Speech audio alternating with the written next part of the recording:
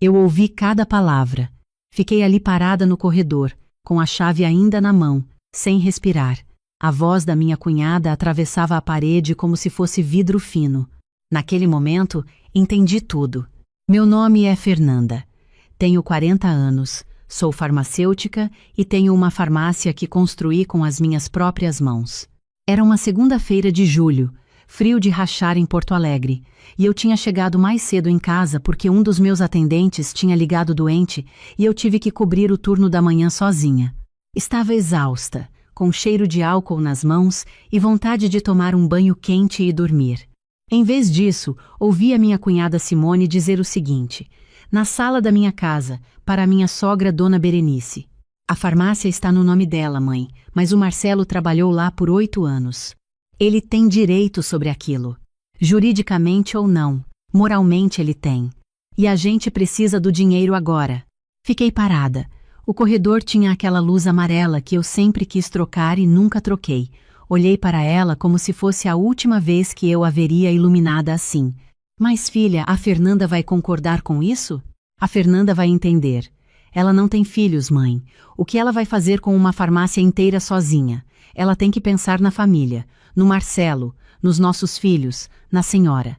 Somos família. Ela é só a mulher dele. Só a mulher dele. 8 anos. 8 anos sendo só a mulher dele.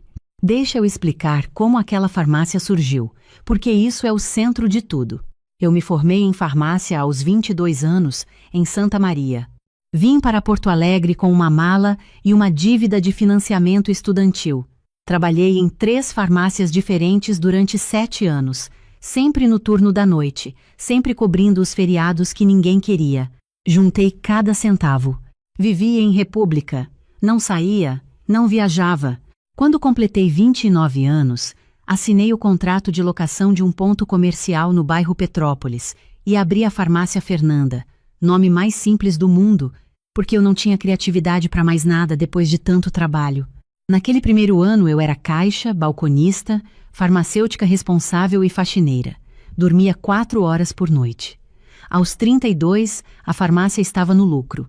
Aos 34, contratei 4 funcionários. Aos 36, abri uma segunda unidade no bairro Menino Deus. Conheci Marcelo aos 33. Ele era representante comercial, simpático, engraçado, o tipo de homem que enche qualquer sala de energia. A gente namorou 2 anos e casou. Ele entrou para trabalhar na farmácia como gerente administrativo porque o emprego dele como representante estava indo mal. Eu topei. Era meu marido. Confiava nele. O que eu não topei foi colocar o nome dele na escritura da empresa. Não por maldade. Simplesmente porque aquilo era meu desde antes de ele existir na minha vida. E na época, ninguém nem levantou esse assunto. Ele nunca pediu. Eu nunca ofereci. A farmácia era minha. Ele recebia salário como funcionário e assim funcionou por 8 anos. Voltando para aquela segunda-feira de julho, entrei na sala. Coloquei minha bolsa no balcão da cozinha. Devagar. Simone virou primeiro. O rosto dela passou por 3 cores em 2 segundos. Fernanda, não ouvi você chegar. Oi, Zay. Dona Berenice estava com as mãos cruzadas no colo. Ela tinha 68 anos e uma expressão que eu conhecia bem, aquela mistura de culpa e determinação que as pessoas usam quando sabem que estão erradas, mas vão continuar do mesmo jeito. Sentei na cadeira de frente, olhei para as duas. Quanto é a dívida? Simone piscou. Não esperava isso. Que dívida? A do Gustavo. Quanto é? Gustavo era o marido dela. Eles tinham uma construtora pequena que há 2 anos estava sangrada por um contrato que deu errado. Eu sabia disso porque Marcelo tinha me contado, em partes, ao longo dos meses. Nunca o valor total. Agora eu queria saber. Simone cruzou os braços. Isso é assunto de família. Eu sou família ou não sou? Escolhe.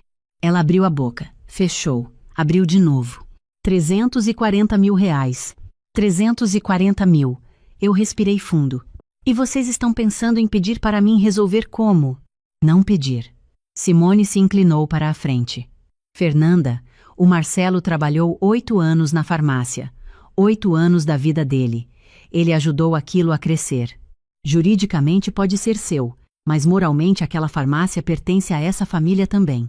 Você poderia vender uma das unidades, usar parte do lucro, qualquer coisa, para pagar a dívida da construtora do Gustavo, para salvar a família. Dona Berenice suspirou. Fernanda, você é uma mulher tão capaz, tão inteligente. Sei que você vai fazer o que é certo. Fazer o que é certo. Como se o certo fosse óbvio, e eu é que estava sendo difícil. Dona Berenice, a senhora acha que eu devia fazer isso? Ela me olhou com aqueles olhos de mãe que a vida inteira me deixaram confusa, porque pareciam gentis, mas nunca estavam do meu lado. Filha, família cuida de família. O Gustavo é pai dos meus netos. Simone é minha filha. O Marcelo é meu filho. Vocês são casados. Isso significa que o que é seu também é um pouco deles. Interessante. Levantei devagar. Vou pensar. Você vai conversar com o Marcelo hoje? Simone perguntou, já com aquele tom de quem está organizando o calendário. Vou pensar, Simone. Subi para o quarto. Fechei a porta. Fiquei sentada na cama por um tempo que não sei medir. Depois peguei o celular e liguei para a minha irmã, Camila, que é advogada em Florianópolis. Cami, preciso que você me explique uma coisa. Expliquei tudo. Cada palavra que tinha ouvido no corredor, cada detalhe da farmácia, do casamento, dos 8 anos de Marcelo como funcionário com salário. Ela ficou em silêncio por alguns segundos. Fernanda, você entende que eles não têm nenhum direito legal sobre aquela farmácia? Zay. Marcelo recebeu salário por 8 anos. Ele não é sócio. Não tem participação. Trabalho prestado com remuneração não gera direito de propriedade. Se você nunca colocou o nome dele como sócio, aquilo é 100% seu. No divórcio, nem aparece como bem comum porque foi constituído antes do casamento. Eu sei tudo isso, Cami. Então por que você está me ligando? Fiz uma pausa. Porque quero saber qual é o caminho mais limpo. Quero sair dessa situação sem perder minha dignidade e sem deixar nenhuma brecha. Minha irmã entendeu na hora. É isso que acontece quando você cresceu com alguém que te conhece de verdade. Me conta tudo. Com calma. Vamos pensar juntas. Passamos quase 3 horas no telefone. Quando desliguei, eu tinha mais do que um plano, tinha clareza. Marcelo chegou às 8 da noite. Jantamos. Ele estava quieto, o que significava que já tinha conversado com Simone ou com a mãe. Conhecia esse silêncio. Era o silêncio de quem está montando argumento. Na hora da sobremesa, ele finalmente falou. Minha mãe me ligou hoje. Oi, Zay. Você sabe que a Simone e o Gustavo estão mal. 340 mil reais, sim. Ele olhou para mim. Como você ficou sabendo o valor? Perguntei diretamente. É sempre mais eficiente. Marcelo suspirou. Aquele suspiro que ele usava quando queria que eu me sentisse difícil, complicada, a pessoa que estava atrapalhando as coisas. Fernanda, é minha irmã. Eu sei quem ela é. A gente podia ajudar. Vender a unidade do Menino Deus, usar parte do dinheiro, e o que sobrar a gente guarda. Você continua com a unidade do Petrópolis, que é a principal mesmo. Olhei para ele por um longo momento. Marcelo, você está me pedindo para vender metade do que construí sozinha antes de te conhecer para pagar a dívida que seu cunhado fez? Não é bem assim. É exatamente assim. Falei devagar, sem raiva, porque raiva naquele momento me custaria clareza e eu precisava de clareza. Aquela farmácia do Menino Deus eu abri em 2019, sozinha. Com o lucro da unidade do Petrópolis que eu abri em 2013, sozinha. Você recebeu salário todos esses anos, um bom salário. E agora você está me pedindo para desmembrar o que é meu para resolver um problema que não é meu. Você é minha esposa. Sou. E você é meu marido. Então me diz uma coisa. Quando foi a última vez que você perguntou quanto eu estava devendo? Quando foi a última vez que você disse, vou ajudar com o que for meu? Silêncio. Fernanda, você está sendo injusta. Não estou sendo injusta. Estou sendo precisa, que é diferente. Marcelo se levantou. Sabe o que a Simone disse? Que você nunca foi uma de nós de verdade. Que quem não tem filhos não entende o que é sacrifício de família. Ele fez uma pausa. E olhando para você agora, eu acho que ela tem razão. Aquela frase ficou no ar entre a gente como fumaça. Eu não respondi. Levantei, lavei meu prato, fui para o quarto e tranquei a porta. Deitei na cama com o teto como companhia e fiquei ali, somando coisas. 8 natais que eu organizei e paguei. Os remédios que eu separava todo mês para a dona Berenice sem cobrar. Os presentes de aniversário dos filhos da Simone. A festa de 15 anos da sobrinha que eu financiei metade porque a família estava apertada naquele mês. Os finais de semana que eu troquei na farmácia para que Marcelo pudesse ir ao sítio da família em Viamão. Você nunca foi uma de nós de verdade. Peguei o celular. Eram 11 da noite. Mandei mensagem para a Camila. Pode ser que eu precise de você mais do que pensei. Amanhã a gente conversa. Ela respondeu em 30 segundos. Estou aqui. Na terça-feira de manhã, antes de abrir a farmácia, fui ao banco. Abri uma conta corrente nova, em outra instituição, só meu CPF. Depois fui ao cartório e pedi uma certidão atualizada dos 2 CNPJs, o da unidade do Petrópolis e o da do Menino Deus. Guardei tudo na minha bolsa. Na farmácia, chamei minha gerente de confiança, Priscila, que estava comigo desde os primeiros anos. Prisci, vou precisar da sua descrição nas próximas semanas. Ela me olhou com aquela seriedade de quem já viveu coisa suficiente para saber quando uma pergunta não deve ser feita. Pode contar comigo. Às 11 da manhã, liguei para a Camila. Quero acionar a dissolução da participação informal. Ele nunca foi sócio, mas quero formalizar que não é, nunca foi, e que o vínculo empregatício encerrou. Você vai demiti-lo? Vou encerrar a relação de trabalho. Formalmente, com todos os direitos dele pagos, tudo certinho. Quero que não haja nenhuma dúvida no futuro sobre o que ele recebeu e o que não tem direito de receber. Camila ficou em silêncio por 2 segundos. Você tem certeza? Tenho. Fernanda, isso vai iniciar um processo. A família vai reagir. Que reajam. Fiz uma pausa. Cami, me diz uma coisa. Se eu não fizer nada e continuar como estou, qual é o risco? O risco é que em algum momento, no contexto de um divórcio ou de uma demanda trabalhista mal intencionada, alguém argumente que 8 anos de gestão configuram algum tipo de participação nos resultados. Juridicamente é difícil de sustentar, mas processos existem para cansar. Então vamos fechar todas as portas. Deixa eu preparar a documentação. Dá 3 dias. 3 dias. Certo. Voltei para casa naquela noite como se nada tivesse acontecido. Marcelo estava assistindo futebol. Eu aqueci minha comida, sentei à mesa sozinha, comi em silêncio. Ele não perguntou nada. Eu não ofereci nada. Na quinta-feira, recebi os documentos da Camila por e-mail. Li tudo 3 vezes. Assinei o que era necessário. Na sexta, Marcelo foi trabalhar na farmácia como sempre. Eu cheguei meia hora depois dele. Chamei ele na sala de reuniões. Aquela salinha nos fundos que eu tinha montado com 2 cadeiras e uma mesa pequena quando ainda sonhava em ter reuniões de expansão. Coloquei uma pasta na mesa. Senta, Marcelo. Ele sentou. Olhou para a pasta com cautela. O que é isso? São seus documentos de rescisão. Calculei tudo com um contador. Saldo de salário, férias proporcionais, 13º proporcional, FGTS com multa. Está tudo correto e depositado na sua conta. Ele ficou pálido. Ok. Você está sendo desligado da farmácia. Hoje é seu último dia. Fernanda.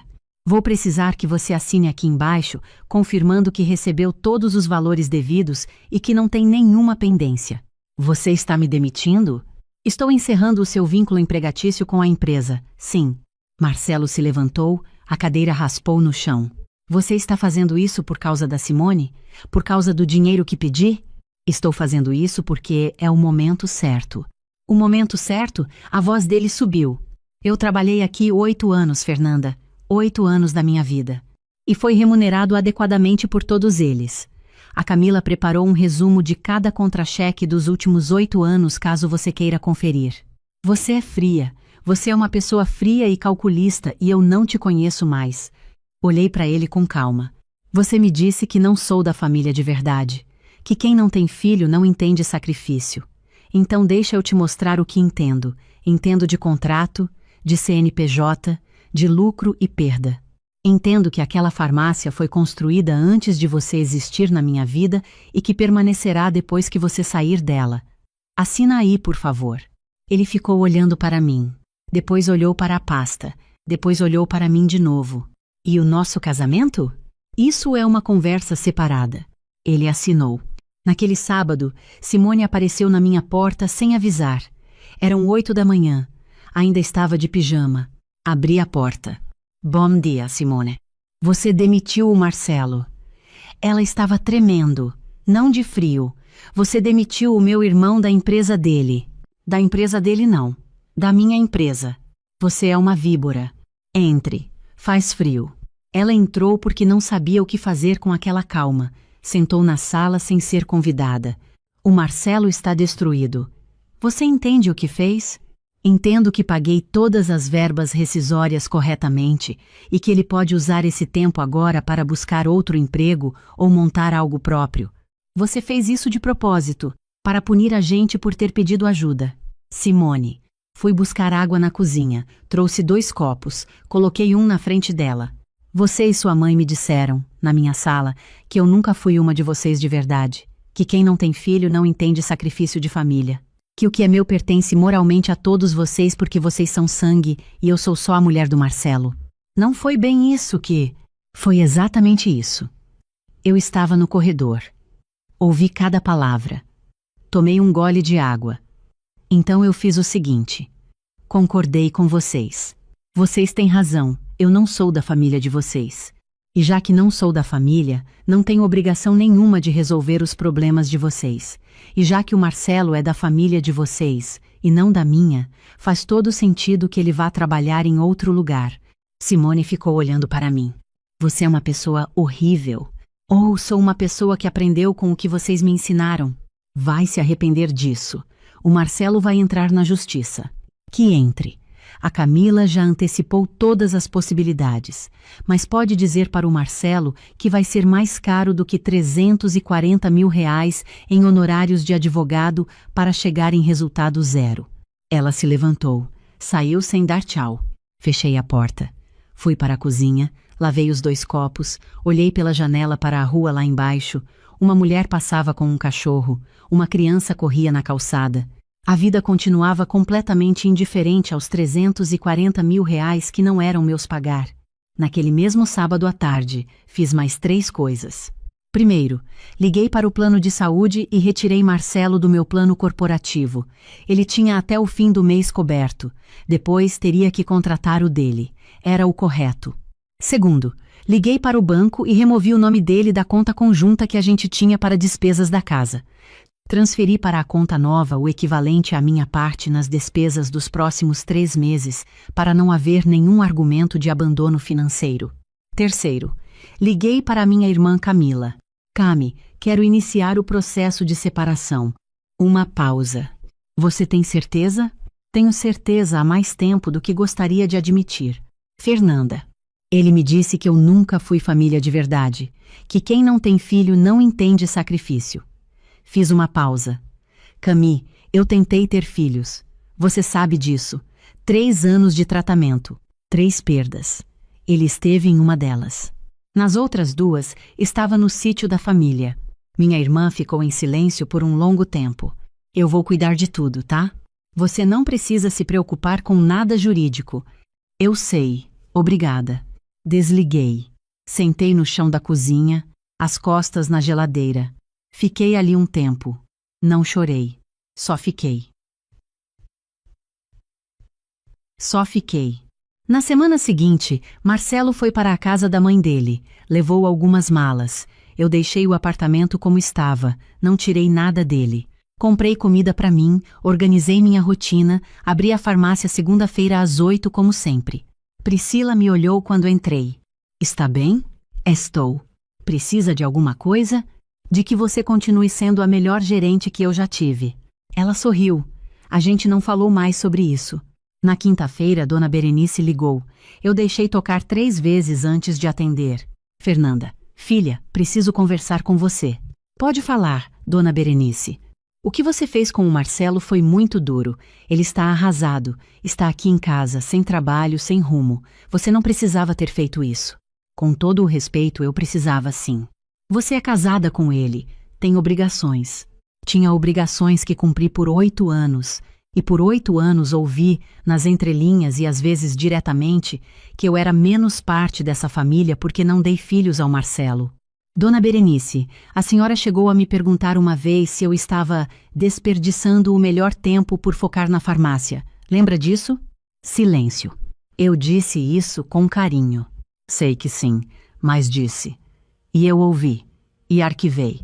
E continuei fazendo churrasco de domingo, e comprando remédio para a senhora, e pagando metade do aniversário de 15 anos da filha da Simone, e fazendo tudo o que família faz, mesmo sem ser família de verdade. Eu nunca disse que você não era família. A Simone disse.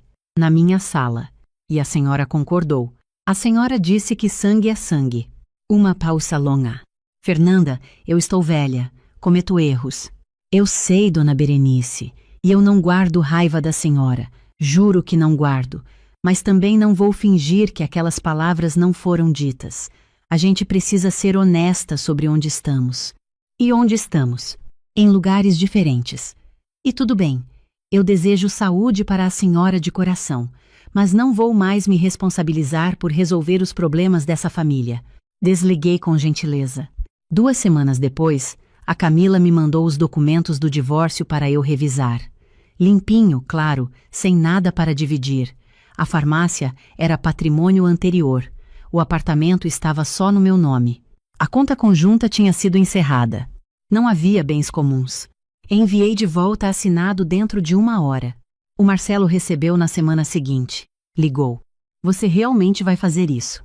Já está feito, Marcelo. 8 anos. 8 anos, sim. Eu errei. Eu sei que errei. Mas você podia ter conversado comigo antes de tomar tudo isso. Fiz uma pausa. Pensei na resposta com cuidado. Marcelo, eu tentei conversar quando me disseram que eu era só a mulher de você. Tentei quando você chamou minha reação de falta de entendimento sobre sacrifício. Tentei quando você foi dormir no quarto de hóspedes e ficou em silêncio por 3 dias. Em algum momento de tudo isso você perguntou como eu estava? Silêncio. Não perguntou. Porque para você, a conversa era sobre o dinheiro. Para mim, a conversa era sobre o que vocês revelaram que pensavam de mim. Respirei fundo. Eu não consigo ficar em um casamento onde o outro lado me vê como um recurso disponível, não como uma pessoa. Não é pessoal, é só honesto. E os nossos anos juntos não valem nada? Valeram muito. Por isso, estou te deixando ir sem mágoa, com tudo que é seu, pago corretamente, sem processo, sem briga. Que mais você poderia querer? Ele ficou em silêncio por tanto tempo que eu quase achei que tinha desligado. Que você ficasse. Eu sei, fiz uma pausa. Mas você queria que eu ficasse como o quê? Como a mulher que paga as contas e não faz parte da família de verdade? Isso não é ficar, isso é permanecer. Ele desligou. Eu segurei o telefone por um momento. Depois o coloquei na mesa e fui fazer café. O inverno passou. Agosto chegou com aquele frio seco de Porto Alegre que resseca os lábios e faz a gente querer ficar dentro de casa. Eu abria a farmácia todos os dias, atendia os clientes, supervisionava a equipe, tomava as decisões. Era igual ao que eu fazia antes, só que sem a camada de peso que eu não tinha percebido que carregava. Uma manhã, um cliente antigo me perguntou se eu estava diferente. Diferente como? Mais leve. Ele franziu a testa como se tentasse definir. Não sei explicar. Você parece mais você mesma. Eu sorri de verdade pela primeira vez em muito tempo. Em setembro, recebi uma mensagem de um número desconhecido. Era o Gustavo, marido da Simone. Fernanda, eu sei que não tenho direito de pedir nada, mas queria me desculpar. O que aconteceu foi errado da nossa parte. Nós erramos com você. Fiquei olhando para a mensagem por alguns minutos. Depois respondi. Obrigada por escrever, Gustavo. Espero que vocês consigam resolver a situação financeira. De verdade. Mas nossa história ficou onde ficou. Ele não respondeu mais. Estava tudo bem. Em outubro, o processo de divórcio foi homologado. 2 páginas, sem audiência, sem litígio. Eu e Marcelo éramos pessoas adultas que não tinham nada a dividir além de 8 anos que cada um levaria de um jeito diferente. Saí do cartório e fui direto para a farmácia. Priscila estava no caixa quando entrei. Tudo certo? Tudo certo. Ela assentiu. A gente não precisava de mais do que isso. Naquele fim de semana fiz algo que não fazia há anos. Peguei o carro, saí de Porto Alegre e fui sozinha para Gramado. 2 dias. Um hotel pequeno, com lareira, aquele tipo de lugar que a gente sempre adia para quando tiver companhia e depois percebe que companhia nunca foi o que faltava. Caminhei na rua fria, comi fondue sozinha, dormi 10 horas seguidas as 2 noites. Na manhã de domingo, fui tomar café em um bar pequenininho perto do hotel e fiquei olhando pela janela para a rua molhada. Pensei na farmácia que abria aos 29 anos, com medo de não conseguir pagar o aluguel do segundo mês. Pensei nos 7 anos dormindo pouco antes disso, nas repúblicas barulhentas, no financiamento estudantil que levou quase 5 anos para quitar. Pensei em tudo que tinha construído e em como, por um bom tempo, tinha me acostumado a diminuir isso para caber em uma definição de família que nunca tinha me incluído de verdade.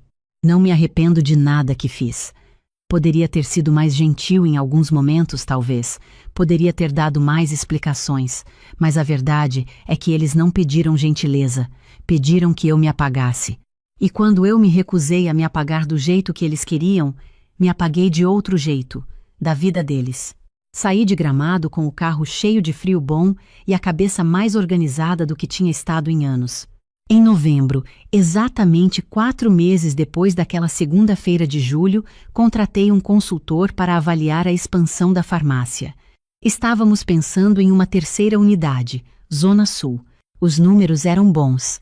Na reunião com o consultor, ele me perguntou como eu tinha começado. Com uma mala e uma dívida de financiamento.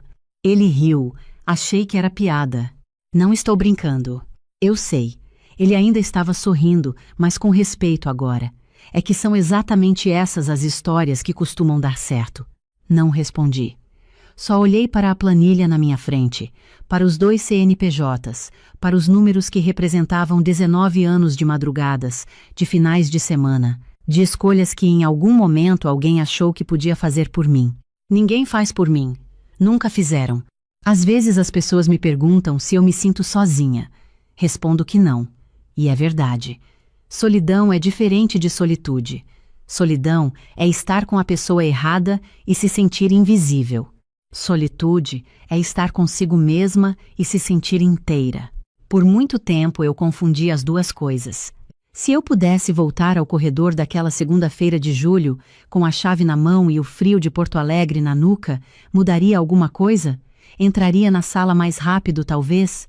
Ou ficaria escutando por mais tempo, só para ter certeza de que ouvia tudo. O resto, cada passo que dei depois, faria exatamente igual, porque aprendi que existem 2 tipos de família. O tipo que diz que você pertence enquanto for útil, e o tipo que não precisa dizer nada, porque simplesmente está lá, te vê de verdade, te quer sem contrapartida. Ainda estou construindo o segundo tipo. E estou fazendo isso com calma, com cuidado, no meu tempo, do jeito que sempre fiz tudo na vida. Tijolo por tijolo, centavo por centavo, sem pedir permissão para ninguém. O que aconteceu naquela sexta-feira de setembro vai ficar dentro de mim por um tempo que eu ainda não consigo medir. Não pelo tamanho da briga, porque no final não houve briga nenhuma, pelo menos não da forma que as pessoas imaginam quando ouvem essa palavra. Vai ficar comigo pelo que eu escolhi não engolir desta vez, pelo silêncio que ficou no lugar onde antes eu teria dito tudo bem. Tenho 40 anos. Há 6 deles transformei uma garagem de 20 metros quadrados no fundo da casa da minha mãe num espaço de decoração floral para eventos. Não foi inspiração de um dia. Foi uma conta que eu fiz durante anos no caderno que ficava na gaveta do lado da cama, somando o que eu ganhava como assistente administrativa numa empresa de logística, subtraindo o que sobrava depois das contas e tentando enxergar onde aquilo podia se tornar outra coisa. A resposta apareceu de um jeito que eu não havia planejado, num domingo de julho em que minha vizinha me pediu para ajudar a montar a decoração do chá de bebê da filha dela. Eu havia passado 3 horas arranjando flores de seda num arco de bambu que comprei na feira, e quando terminei e vi a sala transformada, entendi que havia feito aquilo com uma facilidade que não era comum. Que havia gostado de um jeito que nenhuma planilha de logística havia me dado. Demorei ainda 2 anos para sair da empresa. Fui construindo o espaço aos poucos, comprando equipamentos com o que sobrava, aprendendo técnicas de arranjo floral em cursos noturnos, errando em eventos pequenos, acertando, errando de novo, ajustando. Quando pedi demissão, o espaço já tinha nome, já tinha perfil no Instagram com clientes reais, já tinha 3 fornecedores de flores fixos e um quarto sob demanda para datas especiais. Não foi um salto. Foi uma travessia lenta feita de muitas decisões pequenas, cada uma delas inteiramente minhas. O estúdio, como eu chamo o espaço, tem hoje 2 armários de metal cinza que eu escolhi num depósito em outra cidade porque eram exatamente a altura certa para guardar as estruturas de arco sem dobrar. Tem uma geladeira floral de uso profissional que levei 8 meses juntando dinheiro para comprar. Tem prateleiras de madeira que eu lixei e pintei sozinha num fim de semana de novembro porque o marceneiro havia cobrado um valor que não cabia no orçamento daquele mês. Cada parafuso daquele espaço passou por uma decisão minha. Cada item dentro dele foi colocado ali por uma razão que eu sei explicar. Meu marido conhece o estúdio da mesma forma que se conhece a casa de um vizinho.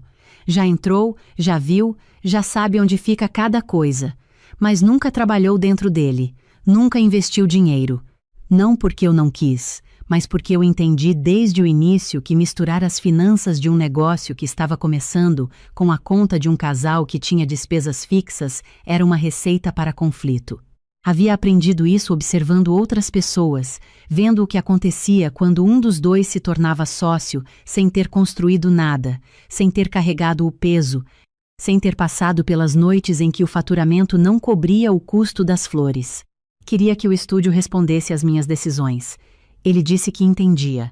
Com o tempo, eu fui acreditando nisso. A data que eu preciso te contar foi uma sexta-feira de setembro. Faltavam 21 dias para o casamento da filha de uma prima da minha sogra, evento que eu não tinha nenhuma relação. Eu estava no estúdio organizando as flores que haviam chegado do fornecedor mais cedo do que o previsto, separando os galhos por tipo antes que murchassem, quando o celular tocou com uma mensagem de um número que eu não conhecia. A pessoa se apresentou como tia de uma das damas do casamento da Camila.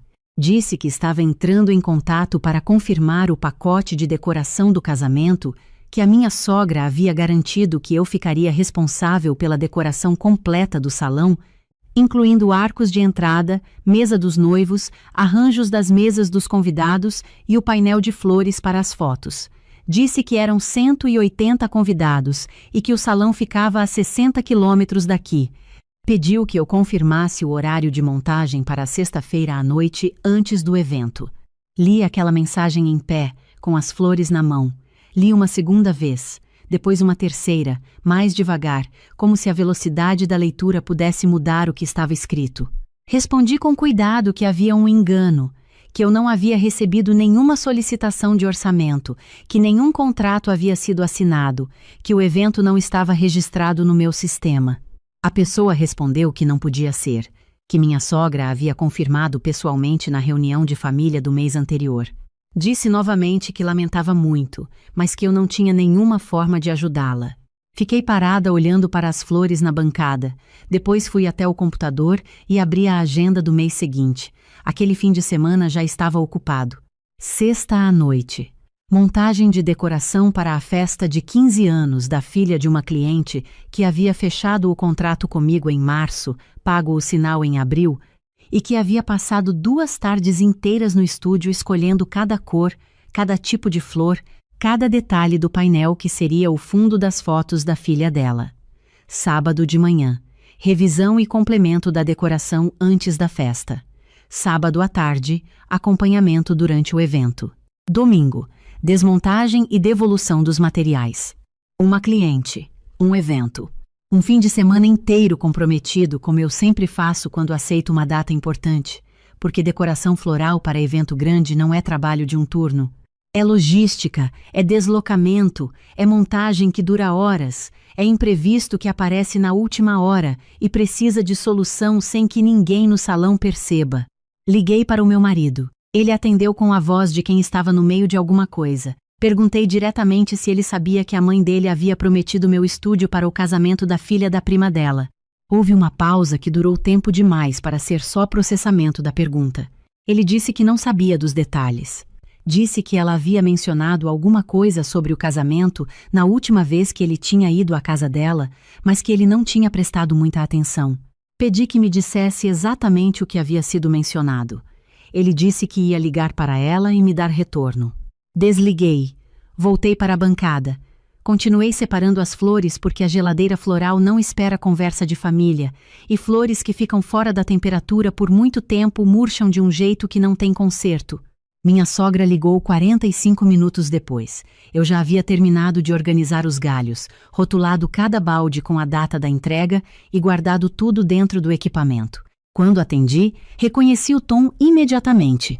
Era a voz de quem está explicando algo que deveria ser óbvio, para alguém que está dificultando sem necessidade. Ela disse que havia comentado com a família que eu tinha um espaço de decoração e que, quando soube do casamento da filha da prima, achou que seria uma oportunidade linda para eu trabalhar num evento maior, que ia ser uma exposição ótima para o meu negócio, que muita gente ia ver meu trabalho e que poderia gerar indicações. Disse que havia falado com a família da noiva e garantido que eu cuidaria da decoração. Perguntei quantos convidados. Ela disse que eram em torno de 180. Perguntei se havia salão confirmado, se havia tema definido, se havia orçamento aprovado. Ela disse que esses detalhes a gente podia acertar depois, que o importante era que eu confirmasse presença. Disse com calma que entendia a intenção, mas que aquele fim de semana estava fechado com outro evento, contrato assinado, pagamento feito, cliente aguardando, que eu não tinha disponibilidade. Ela ficou quieta por um momento, depois disse a frase que eu já estava esperando sem saber que esperava. Mas é um casamento da família. Respondi que eu sabia, mas que a família não havia me procurado, não havia pedido orçamento, não havia passado pelo processo que qualquer cliente precisa passar para reservar uma data. Que eu tinha uma cliente que havia feito tudo isso corretamente e que dependia de mim naquele fim de semana para um evento importante da vida da filha dela. Ela disse que eu podia fazer os dois, que o casamento era sábado à noite, que eu podia encaixar a sexta. Expliquei que a sexta à noite era exatamente o horário de montagem do outro evento, que a montagem de uma decoração completa para 180 pessoas levava entre 6 e 8 horas de trabalho contínuo, que eu não tinha equipe grande o suficiente para dividir em 2 lugares ao mesmo tempo, e que mesmo que tivesse, deslocar 60 quilômetros entre um evento e outro, numa sexta à noite, não era logisticamente possível sem comprometer os dois. Ela disse que ia falar com meu marido, que tinha certeza que eu conseguia me organizar. Desliguei e fiquei sentada na cadeira de escritório que fica no canto do estúdio, a mesma cadeira em que eu assento para fazer orçamentos, para conversar com clientes, para rever fotos de eventos anteriores quando preciso de referência. Fiquei olhando para a geladeira floral, para as flores organizadas dentro dela, para os rótulos com as datas escritas à mão. Não estava com raiva. Estava num lugar anterior à raiva, aquele estado em que a mente ainda está tentando organizar a dimensão real do que aconteceu. Minha sogra havia prometido o meu trabalho, havia prometido o meu tempo, os meus materiais, os meus equipamentos, o meu final de semana para um evento com 180 pessoas, sem me dizer uma palavra, sem me perguntar se eu tinha disponibilidade, sem me perguntar se eu queria. Havia tomado uma decisão sobre uma coisa que não era dela e havia anunciado essa decisão para outras pessoas como se fosse um fato já resolvido. O problema era que o fato não havia sido resolvido comigo. Eu era parte central do fato e não havia sido consultada em nenhum momento. Meu marido ligou 1 hora depois. Eu havia passado esse tempo respondendo uma mensagem da minha cliente dos 15 anos, que perguntava se as flores cor de champanhe que ela havia escolhido em março ainda estavam disponíveis no fornecedor, porque a mãe dela havia visto uma foto no Instagram e estava preocupada. Respondi que sim, que eu havia confirmado o pedido na semana anterior e que estava tudo garantido. Depois atendi o meu marido.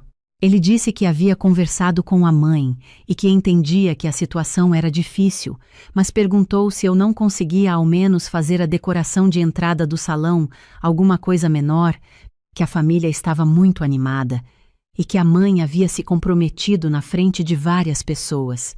Disse que não havia nenhuma versão menor possível quando meu fim de semana já estava inteiramente ocupado com outro evento. Que não era uma questão de vontade, era uma questão de tempo físico e de compromisso assumido com uma pessoa que havia confiado em mim. Ele disse que a prima havia mandado o salão confirmar com a decoradora, que havia coisas já sendo combinadas com base na garantia que minha sogra havia dado. Respondi que lamentava profundamente, mas que essas confirmações haviam sido feitas sem a minha participação e que eu não podia ser responsabilizada por isso. Ele perguntou se eu não conseguia pelo menos indicar outra pessoa. Disse que podia tentar, mas que não era garantia, e que isso ainda não resolvia o problema central, que era o fato de que alguém havia prometido o meu serviço sem a minha autorização. Houve uma pausa. Então eu perguntei a coisa que eu precisava saber. Você sabia que ela estava planejando isso? Ele demorou para responder. Quando respondeu, disse que ela havia mencionado que queria me pedir um favor relacionado ao casamento, mas que ele havia achado que ela ia me perguntar diretamente antes de dizer qualquer coisa para a família da noiva. Perguntei quando ela havia mencionado isso para ele. Ele disse que havia sido umas 3 semanas antes. Fiquei com aquilo por um momento. 3 semanas. Ele havia sabido por 3 semanas que a minha sogra estava planejando algo envolvendo o meu estúdio e não havia me dito nada. Havia achado que ela ia me perguntar antes, e quando ela não perguntou, ele continuou sem me dizer nada. Disse com calma que precisava que ele entendesse uma coisa, que o estúdio não era um recurso disponível para qualquer pessoa da família distribuir, que o meu tempo não estava em aberto para ser prometido por outra pessoa. Que aquele fim de semana específico tinha uma cliente real esperando, uma menina de 15 anos cuja festa havia sido planejada com meses de antecedência, cujos pais haviam pago para ter um espaço decorado da forma que ela havia escolhido, e que essa responsabilidade não podia ser cancelada ou reduzida, porque surgiu uma outra demanda de última hora. Ele disse que ia ser muito difícil para a mãe dele depois de ter se comprometido publicamente. Respondi com cuidado que compreendia que seria uma situação desconfortável para ela, mas que o desconforto havia nascido de uma promessa que ela não tinha autoridade para fazer, e que esse não era um problema que eu podia resolver sem prejudicar alguém que havia confiado em mim da forma correta. Desliguei. Fui para dentro de casa, deixei o estúdio com a luz acesa do jeito que estava, e fui esquentar água para um chá que eu não cheguei a tomar, porque fiquei parada na janela da cozinha, olhando para a garagem transformada que ficava no fundo do quintal. 6 anos. 6 anos de decisões que passaram por aquele espaço pequeno que hoje não cabia mais dentro de si mesmo de tanto que havia crescido.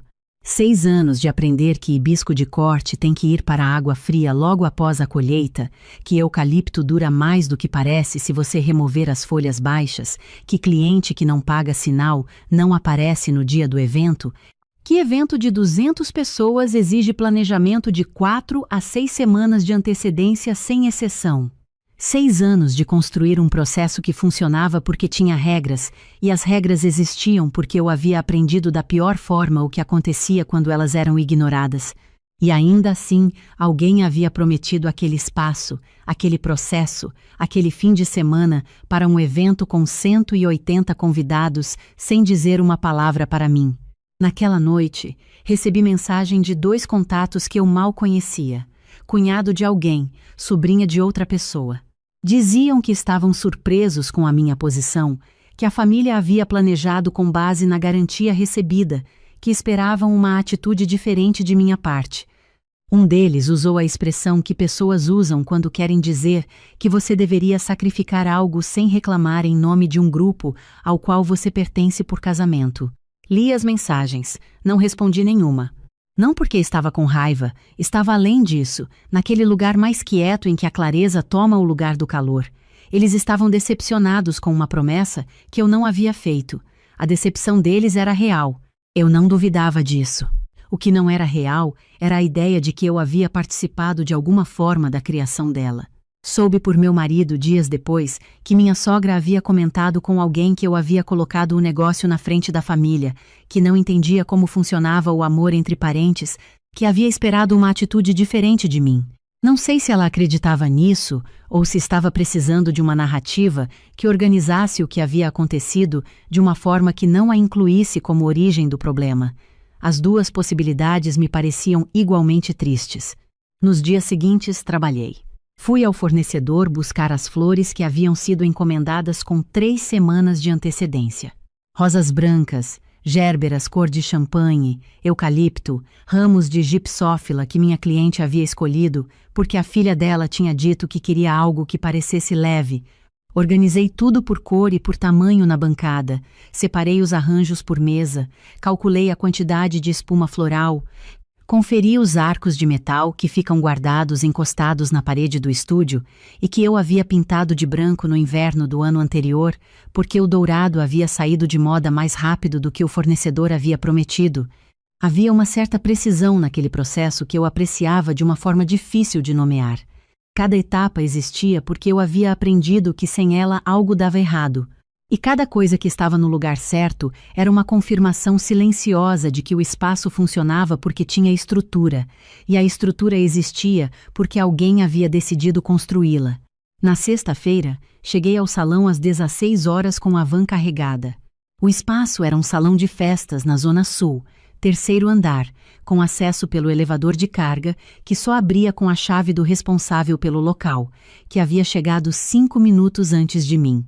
Comecei pelo painel de flores do fundo, que era a peça mais alta e mais pesada e que precisava ser montada antes de qualquer outra coisa, porque depois que as mesas fossem postas, não haveria espaço para trabalhar.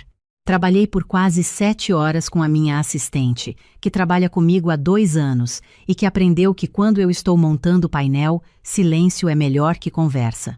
Às 23 horas o salão estava pronto. Fiz o registro fotográfico que faço sempre ao final de cada montagem. Andei pelo espaço uma última vez verificando cada mesa, cada arranjo, cada detalhe que minha cliente havia pedido e que eu havia anotado num caderno que fica na bolsa toda vez que faço uma reunião de alinhamento. Estava certa. Estava como havia sido prometido. No sábado de manhã, voltei para fazer os ajustes. Algumas flores abertas demais, um arco que havia ficado levemente inclinado durante a noite, 2 arranjos de mesa que precisavam de complemento porque as flores haviam sorvido a água mais rápido que o previsto. Levei 40 minutos. Depois esperei. Minha cliente chegou ao meio-dia para conferir antes dos convidados. Entrou pelo salão devagar, passando os olhos por cada mesa. Depois parou em frente ao painel. Ficou um longo tempo olhando para aquilo sem falar. Então virou para mim e disse que a filha dela ia chorar quando entrasse. Disse que era exatamente o que haviam pedido, que havia uma delicadeza naquilo que ela não conseguia explicar, mas que sentia. Tirou foto do painel antes de sair. Me mandou mensagem às 22 horas daquela noite, dizendo que a filha havia parado na frente do painel quando entrou no salão e havia ficado chorando por uns 3 minutos sem conseguir parar, que as amigas tinham fotografado tudo e que o perfil da debutante já estava cheio de fotos do painel marcando o meu estúdio. Guardei aquela mensagem. Fiz a desmontagem no domingo de manhã, lavei os equipamentos no estúdio durante a tarde, organizei o que havia voltado nos armários e joguei fora o que não tinha mais aproveitamento. Sentei na cadeira de escritório com o cheiro de flores ainda no ar e fiquei olhando para aquele espaço limpo e arrumado depois de um fim de semana inteiro de trabalho. Estava cansada, mas era um cansaço que não pesava.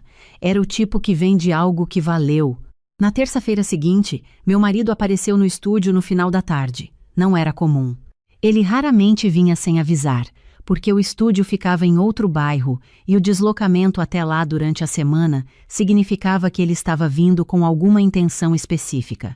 Ficou parado na porta por um momento, olhando para dentro como quem está se familiarizando de novo com um espaço que conhece, mas nunca estudou de verdade. Entrou. Sentou na cadeira que fica do lado de fora da área de trabalho, a cadeira que eu coloco para visitas. Ficou me olhando por um tempo enquanto eu terminava de fechar o orçamento que estava escrevendo. Quando terminei, Fechei o computador e o olhei. Ele disse que havia pensado muito nas últimas semanas, que havia percebido que havia ficado numa posição que não deveria ter ficado, no meio de uma situação que não era um conflito entre duas pessoas, era simplesmente uma questão do que era meu e do que havia sido prometido sem que eu soubesse. Disse que quando a mãe dele havia comentado sobre a ideia de eu decorar o casamento, ele deveria ter dito imediatamente que ela precisaria falar comigo antes de mencionar aquilo para qualquer outra pessoa. Que não havia feito isso porque havia querido evitar uma conversa difícil, porque havia achado que as coisas se resolveriam de alguma forma e porque havia assumido que a mãe dele iria me perguntar, e esse pressuposto havia sido suficiente para ele não agir. Ouvi sem interromper. Ele disse que havia acompanhado o fim de semana de longe. Havia visto as fotos que eu havia postado no perfil do estúdio depois do evento, havia lido a avaliação que minha cliente havia deixado na página, dizendo que eu havia transformado a festa da filha dela numa memória que duraria para sempre. Havia visto os stories marcando o estúdio que as convidadas haviam postado durante a festa. Disse que havia ficado pensando em como teria sido diferente se eu tivesse dito sim, se eu tivesse tentado encaixar os dois eventos. O que eu teria precisado cancelar, reduzir ou comprometer. A quem eu teria precisado ligar dizendo que havia um problema, que as coisas não sairiam como haviam sido prometidas. Perguntei o que havia mudado na forma como ele via o que tinha acontecido. Ele pensou antes de responder. Disse que havia tentado, nas semanas anteriores, entender de onde havia vindo a ideia da mãe dele de que podia tomar essa decisão, e havia percebido que, em parte, havia ajudado a construir essa ideia. Que havia estado presente em momentos em que a minha sogra havia tomado decisões que me envolviam sem me perguntar, e havia ficado quieto porque eu havia ficado quieta, e havia interpretado o meu silêncio como sinal de que estava bem. Fiquei olhando para ele. Disse que era exatamente isso. Perguntou o que eu queria dizer. Então eu disse. Disse coisas que haviam ficado dentro de mim por anos, não todas de uma vez, não num discurso, mas uma por uma, na ordem em que vinham, sem tentar organizá-las, num argumento limpo. A vez que eu havia planejado um fim de semana em que a gente ia a um hotel fazendo aniversário de casamento, e que havia virado um almoço na casa da sogra, porque surgiu um batizado de último momento, e ele havia dito que a gente podia remarcar, e eu havia dito tudo bem. A vez que minha sogra havia vindo ao estúdio sem avisar, numa tarde em que eu estava no meio de uma produção, e havia ficado lá por quase 2 horas comentando sobre cada coisa que via, dizendo que aquela prateleira seria melhor do outro lado, que aquela cor de parede era muito escura para um espaço de trabalho, e eu havia ficado ouvindo e dizendo que talvez, que um dia eu pensava nisso, porque dizer não naquele momento parecia mais caro do que deixar passar. A vez que ela havia mencionado, na frente de parentes numa reunião de família, que eu devia estar ganhando muito dinheiro com flores porque flor era caro demais e que esse negócio era bom só para quem vendia, não para quem comprava, e eu havia sorrido e mudado de assunto, porque era mais fácil do que explicar que aquilo era o meu trabalho e que falar assim era o mesmo que falar assim de qualquer outro negócio. Cada uma dessas vezes eu havia dito tudo bem. Ou havia ficado quieta, que no resultado era a mesma coisa. E o problema do tudo bem, eu disse, é que ele cria um caminho. Cada vez que é dito, o próximo pedido chega com um pouco mais de certeza de que será recebido da mesma forma, não porque há intenção de explorar, mas porque o padrão foi sendo construído pelo que ninguém disse, e o silêncio de quem cede ensina que ceder é uma opção disponível. Quando o pedido chegou grande demais para caber num tudo bem, quando era um evento de 180 pessoas num fim de semana que já estava comprometido, a surpresa que eu senti não foi pela audácia do pedido. A surpresa foi perceber que eu havia ajudado a construir a expectativa de que ele seria atendido. Meu marido ficou quieto por um tempo depois que eu parei de falar. Não era o silêncio de quem está esperando pela vez de responder, era o silêncio de quem está realmente ouvindo. Depois disse que havia coisas que ele havia visto acontecer e deixado passar porque eu havia deixado passar. Que havia tomado o meu silêncio como orientação e que havia sido um erro, porque silêncio não é consentimento, é só silêncio. Que havia falhado em ser uma pessoa com quem eu podia contar para dizer não quando eu não estava dizendo. Perguntou o que eu precisava dele agora. Pensei antes de responder. Disse que precisava que ele entendesse que o estúdio tinha um processo, e o processo não era burocracia, era a razão pela qual as coisas funcionavam.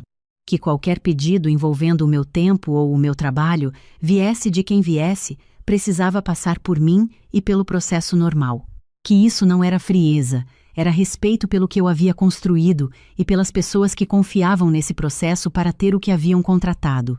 Disse também que havia outras coisas fora do estúdio que eu havia guardado por tempo demais. Que eu não queria abrir tudo naquele dia, mas que precisava saber que havia espaço para essas conversas. Que quando eu dissesse que algo havia me incomodado, eu precisava que ele ouvisse isso como uma informação real, não como uma reclamação que precisava ser resolvida o mais rápido possível para restaurar a paz. Ele disse que estava disposto. Fomos para fora do estúdio, sentamos no banco de madeira que fica perto da entrada, sob a sombra de uma mangueira que existia antes do estúdio e que vai existir muito depois dele. A tarde estava com aquela luz de setembro que é dourada de um jeito que não tem em outro mês. Ficamos lá por quase 2 horas. A conversa não foi fácil. Houve momentos em que eu disse coisas que havia guardado por anos, e dizer essas coisas em voz alta teve um peso que eu não havia calculado. Não porque fossem cruéis, mas porque eram verdadeiras, e a verdade que fica quieta por muito tempo tem um sabor diferente quando finalmente sai. Às vezes é aliviante. Às vezes dói de um jeito novo, que é o jeito de perceber quanto tempo ela ficou trancada. Houve momentos em que ele ficou quieto de um modo que eu reconheci como escuta real, não como espera pela próxima brecha para responder, como presença. Não resolvemos tudo naquela tarde. Eu sabia que não ia resolver.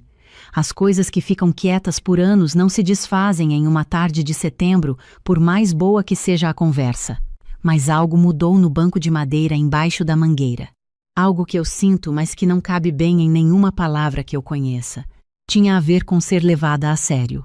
Não como a mulher que faz as flores dos eventos, não como a nora que tem um estúdio no fundo de casa da mãe, não como a pessoa que vai se organizar de algum jeito porque sempre se organizou. Ser levada a sério como alguém com quem as coisas precisam ser combinadas antes de serem prometidas. Nas semanas seguintes, minha sogra e eu ficamos com pouco contato. Quando nos encontramos num almoço de família no mês seguinte, estivemos educadas. Não houve confronto, não houve reconciliação encenada, não houve pedido de desculpas formal. Mas houve uma coisa que eu percebi. Uma coisa pequena, que coube numa frase diferente da que ela costumava usar. Quando uma das cunhadas mencionou que havia um batizado planejado para março do ano seguinte e que ia precisar de decoração, minha sogra não disse que eu faria. Disse que eu poderia ser consultada. Aquela diferença, pequena na superfície, foi enorme no que representou. Quem presume não pergunta.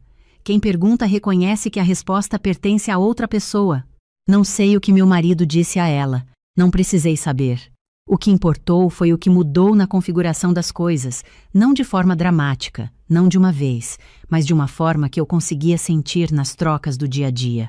Quando o mês de outubro chegou e eu abri a agenda para o ano seguinte, as primeiras mensagens foram dos clientes que já me conheciam.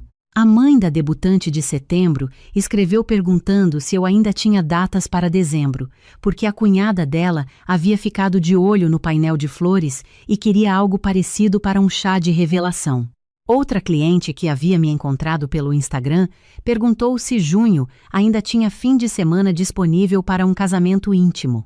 Nenhum familiar ligou dizendo que havia prometido algo em meu nome. Nenhuma mensagem de número desconhecido chegou pedindo confirmação de serviço que eu nunca havia contratado. A agenda abriu, foi sendo preenchida pelo processo correto e fechou do jeito que fecha quando as coisas funcionam como deveriam.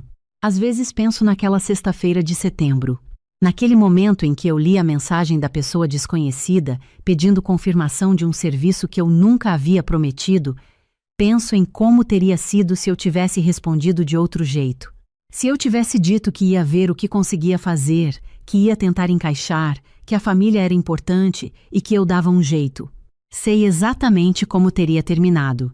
Sei porque havia terminado assim antes, em pedidos menores, que cabiam num tudo bem, e que por isso foram atendidos. E cada vez que foram atendidos, o seguinte chegou com mais naturalidade, com mais certeza de que seria recebido da mesma forma. O que eu fiz naquela sexta-feira não foi uma revolução, não foi uma cena, não foi um ultimato, não foi nada que precise de nome grande para existir. Foi simplesmente dizer o que era verdade. Não tenho disponibilidade. Não fui consultada. Não posso ajudar. 3 frases que carregavam dentro delas anos de tudo bem que eu havia dito quando o que eu sentia era outro. O impulso de suavizar ainda existe. Ele não desapareceu naquela sexta-feira e não vai desaparecer por decisão minha. Ele está lá, aquele reflexo antigo de não ser difícil, de não parecer complicada, de encontrar um jeito quando todo mundo espera que exista um jeito. Mas eu o reconheço agora de um modo que antes não conseguia. E reconhecer é diferente de obedecer. O estúdio continua no fundo do quintal da minha mãe. A geladeira floral funciona. Os armários de metal cinza que eu escolhi naquele depósito distante guardam as estruturas com a folga certa que eu havia calculado antes de comprá-los. O banco de dados de fornecedores tem 11 contatos confirmados e 2 em avaliação. E quando a agenda está fechada para uma data, está fechada porque eu fechei. Por nenhuma outra razão que não essa.